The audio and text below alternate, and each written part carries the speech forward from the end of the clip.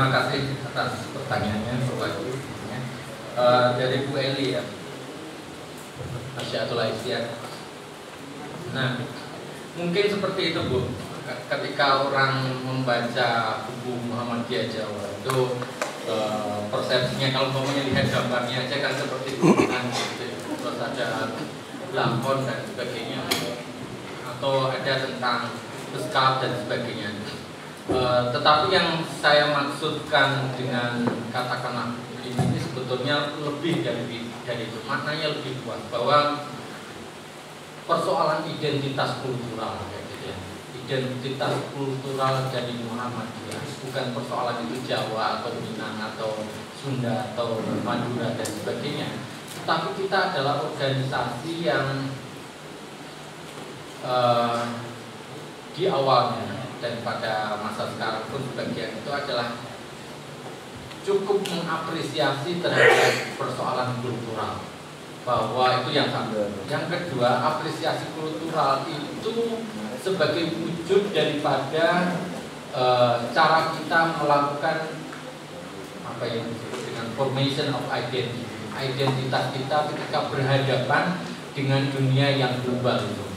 Yang saya maksudkan seperti ini, bahwa ketika kita mengajukan konsep Islam berkemajuan, maka kita akan berhadapan dengan berbagai peradaban yang ada di dunia.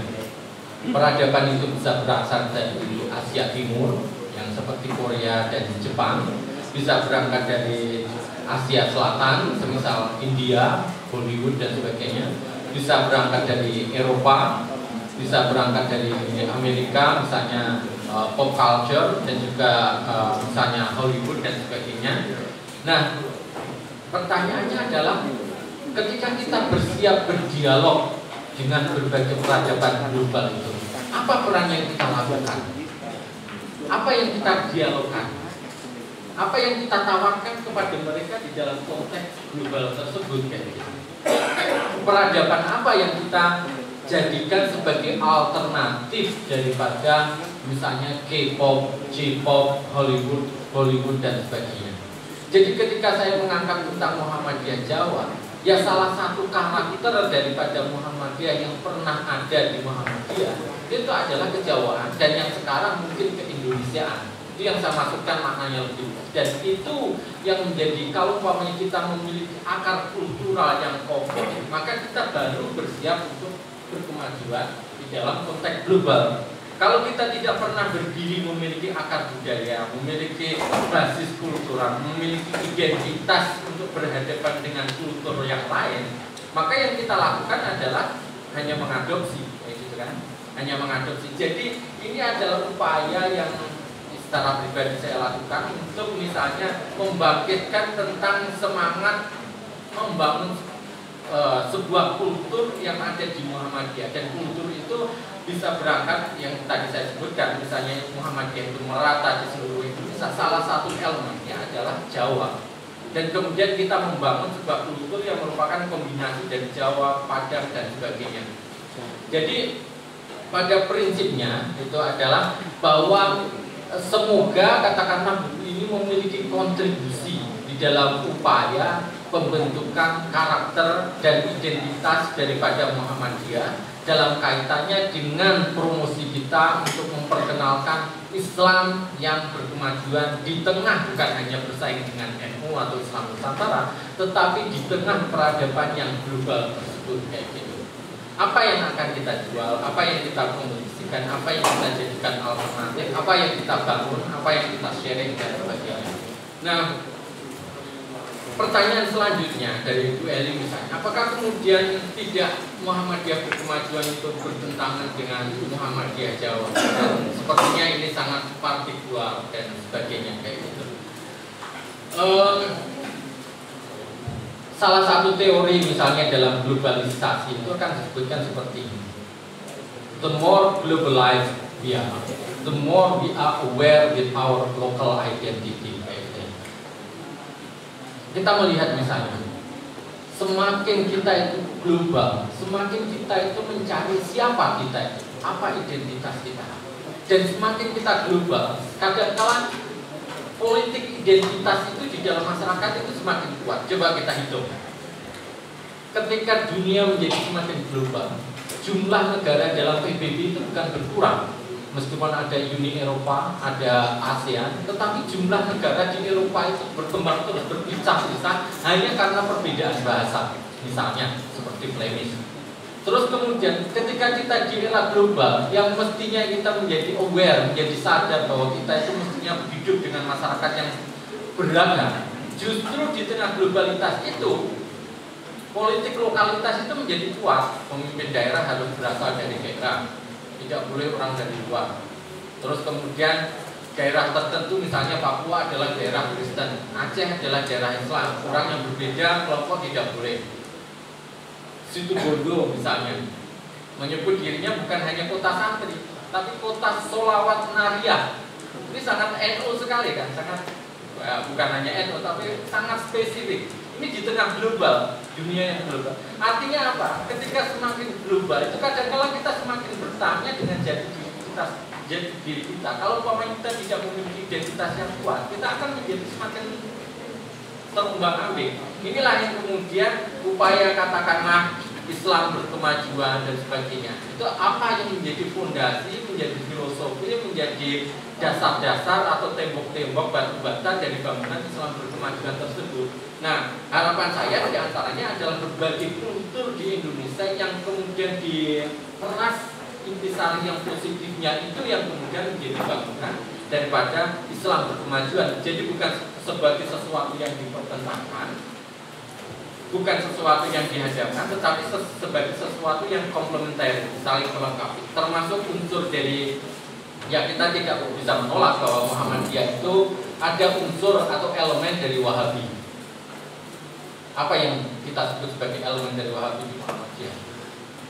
Tauhid, strict monotheism, tauhid yang ketat. Itu kan diantaranya warisan dari Wahabi. Meskipun Wahabi itu bukan Muhammadiyah, Wahabi tidak memberi tempat kepada perempuan, Wahabi tidak memberikan edukasi pendidikan kepada perempuan. Lebih banyak perbedaannya, tetapi ada satu elemen yang katakanlah dipelajari. Dan itu saya kira saya tidak menyebutkan bahwa ini semata-mata dari Wahabi, tetapi ada elemen yang mirip dengan Wahabi yang diadopsi oleh Muhammadiyah, yaitu strict monotheism, tauhid yang kuat, tauhid yang ketat. Dan itu elemen yang kemudian membangun daripada kultur kita. Muhammadiyah itu memiliki tauhid yang ketat, tetapi etos yang tinggi, memiliki kultur yang katakanlah untuk Jawa dan sebagainya.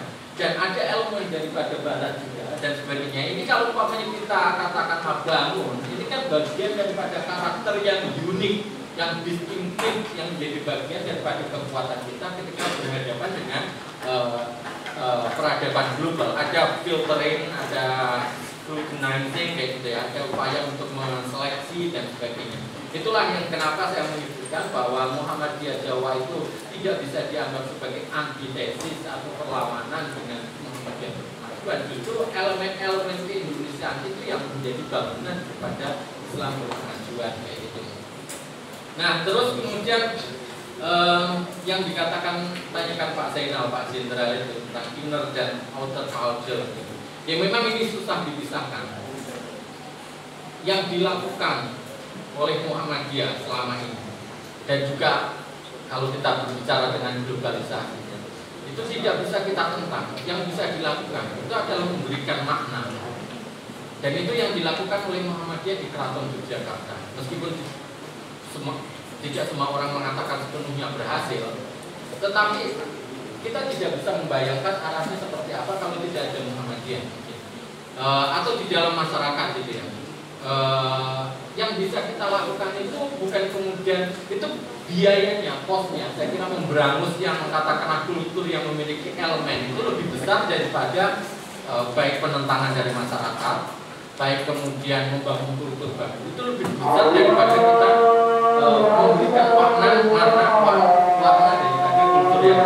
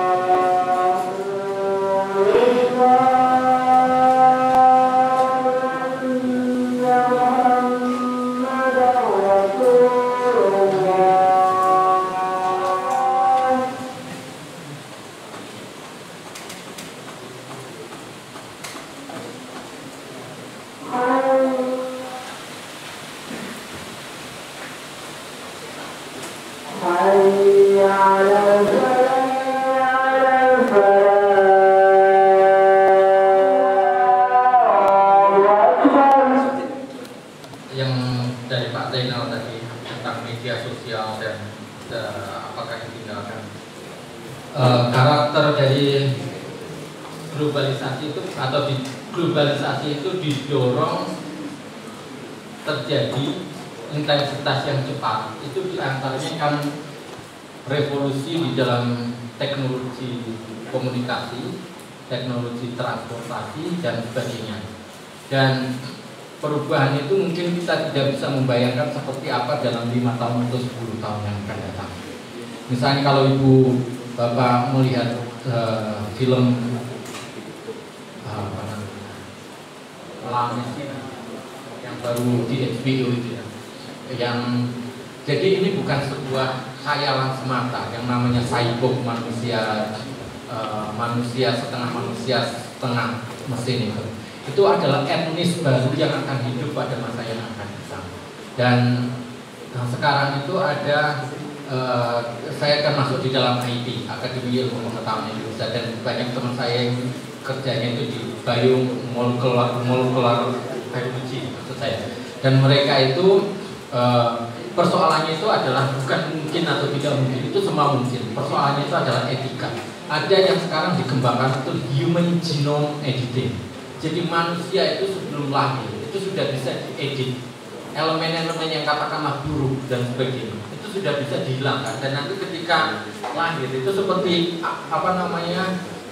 asumsi dari kelompok Nazi tersebut dulu ketika menggabungkan laki-laki yang paling ganteng, paling gagah dengan perempuan yang paling cantik, paling digabung menjadi satu sehingga melahirkan etnis tertentu yang istimewa dari manusia. Itu sekarang sudah bisa dilakukan dengan human genome editing. Dan itu persoalannya bukan lagi bisa atau tidak bisa, tetapi itu adalah persoalan etika saja, begitu yang menghalangi. Jadi masa depan daripada kemanusiaan itu bisa jadi sangat berbeda pada 10 tahun yang akan datang. Apalagi dengan teknologi yang perkembangannya Bapak Ibu sudah tahu itu sangat luar biasa. Bahkan kita tidak menduga kalau pokoknya kita tahun 90 itu seperti sekarang, dari tahun 90 kemudian tahun 2015 seperti sekarang itu kita tidak di luar bayangan kita. Sama seperti di luar bayangan kita barangkali tahun 2020 atau 2025 itu seperti apa. Kita sudah bisa melihat misalnya Google atau apa yang melahirkan kacamata apa itu yang namanya bisa melihat dan sebagainya. Jadi perkembangannya luar biasa. Yang bisa kita lakukan kan sekarang ini adalah defensif terus kan, bertahan bagaimana nilai-nilai itu bisa dipertahankan, nilai keagamaan dan sebagainya. Nah ini semuanya adalah tantangan-tantangan kita di era yang kita tidak bisa menolak. Tidak ada kata lain daripada hidup di tengah globalisasi, di tengah perkembangan teknologi. Dan caranya adalah, saya kira adalah dengan mewarnai itu, tidak dengan menolak atau tidak membangun tembok untuk seperti Al-Aqsa, tetapi adalah masuk dengan kosmopolitan. Terima kasih. Assalamualaikum warahmatullahi wabarakatuh. Terima kasih karena oleh Pak Najib yang cukup dan sudah siang, maka kita akhiri. Sebelum kita akhiri, kami atas nama pribadi mohon maaf apabila ada tutur kata salah ucap yang tidak berkenan, mohon maaf yang sebesar-besarnya. Selanjutnya panitia ditutup oleh moderator atau langsung kita berdiri. Moderator mungkin silakan. Ya, terima kasih dari saya, mohon maaf bila bisa dibilang. Wassalamualaikum warahmatullahi wabarakatuh.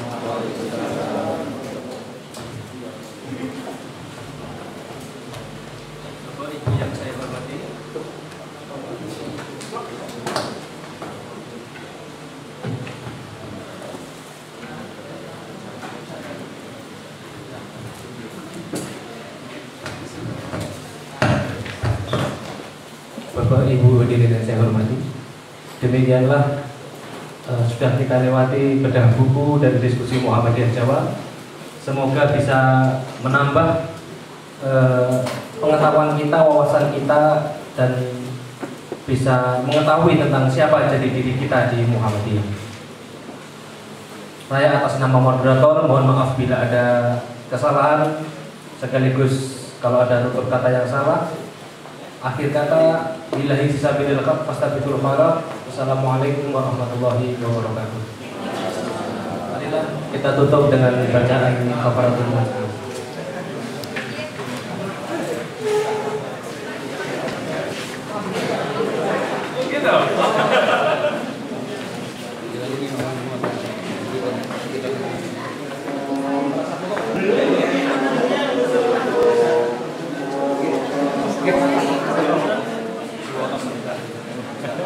Atur suwun, Pak.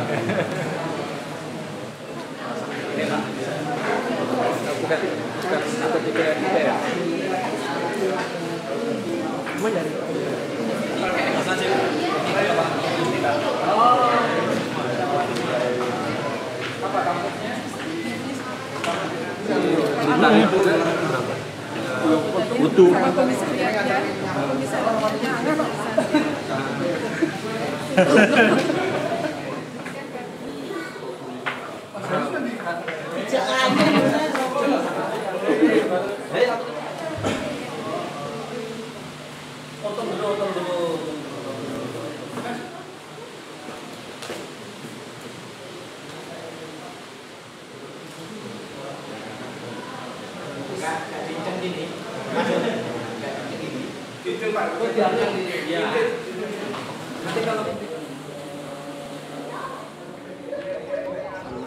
Ya, pesan utama dari buku Muhammadiyah Jawa itu yang pertama sebetulnya bukan sekedar ini mengaitkan Muhammadiyah dengan kejawaan, tetapi adalah bagian dari upaya untuk menunjukkan identitas kultural dari Muhammadiyah dalam konteks globalisasi, dalam konteks Islam berkemajuan, bahwa bagian daripada kultur berkemajuan itu adalah Jawa. Jadi maknanya lebih luas daripada kejawaan.